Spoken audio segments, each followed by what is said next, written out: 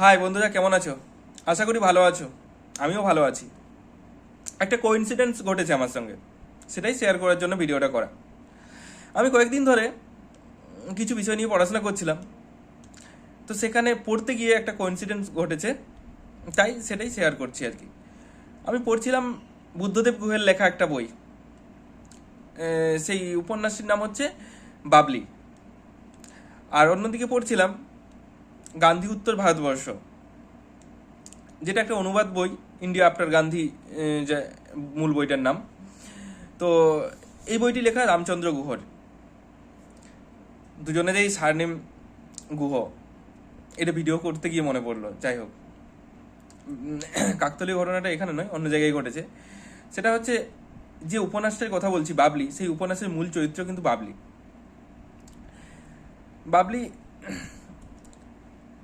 ইম্ফলে গিয়েছে, তো ওখান থেকে কলকাতা আসবে। তো তার জন্য কিভাবে আসবে সেই বর্ণনা, সেই সড়ক পথের বর্ণনা দেওয়া হয়েছে। মূলত প্রথমে আসবে ডিমাপুর পর্যন্ত। তো সেই বর্ণনাতে দেখা যাচ্ছে যে তার সঙ্গী হয়েছে অভি নামক আরেক চরিত্র। তো সেখানে বিভিন্ন রকম প্রাকৃতিক সৌন্দর্যের বর্ণনা আমরা পাচ্ছি, সঙ্গে এই কথাও আমরা পাচ্ছি যে সেই সময়ে তাড়াতাড়ি অন্ধকার অন্ধকার হওয়ার আগেই তারা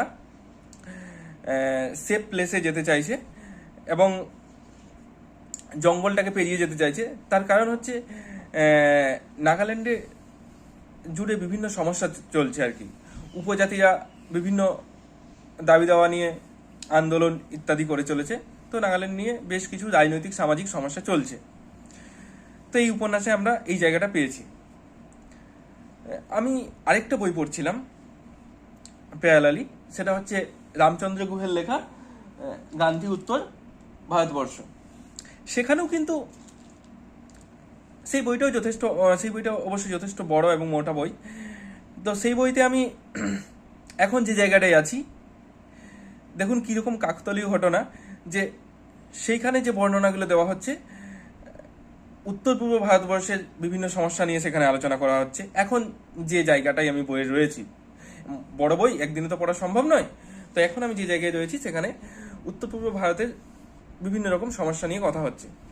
যে স্বাধীনতার পরে তারা ভারতবর্ষের অন্তর্ভুক্ত হবে কি হবে না, বা তারা ভিন রাজ্য দাবি করবে না ভিন দেশে দাবি করবে, স্বশাসন নিয়ে তারা সন্তুষ্ট থাকবে, নাকি তারা একেবারে নিজেরা স্বাধীন একটি রাষ্ট্র গঠন করতে চাইবে।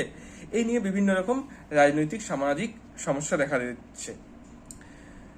তো আমি একই দিনে এবেলা যখন বাবলি পড়ছি তখনও এই জিনিস পাচ্ছি, আবার ওবেলা যখন গান্ধী উত্তর ভারতবর্ষ পড়ছি তখনও দেখছি একই সমস্যা নিয়ে দু জায়গায় কথা হচ্ছে। তো এটা প্ল্যান করে পড়া নয়, হ্যাঁ, এমনিতেই দুটো বই হাতে তুলে নিয়েছি। তো সেখানেই দেখছি যে এই আমি পড়তে গিয়ে যে একই জায়গায় যেন আমি অবস্থান করছি। দুটো বই পড়ছি, দুজন ভিন্ন লেখকের, একটা উপন্যাস, হ্যাঁ, আর একটা, এটা উপন্যাস বলা চলে না, এটা ইতিহাস বলা চলে। তো ইতিহাস পড়ছি, কিন্তু যেন মনে হচ্ছে আমি একই জায়গায় আটকে আছি, একই বই পড়ছি। এটাই হচ্ছে কোইন্সিডেন্স। Thank you.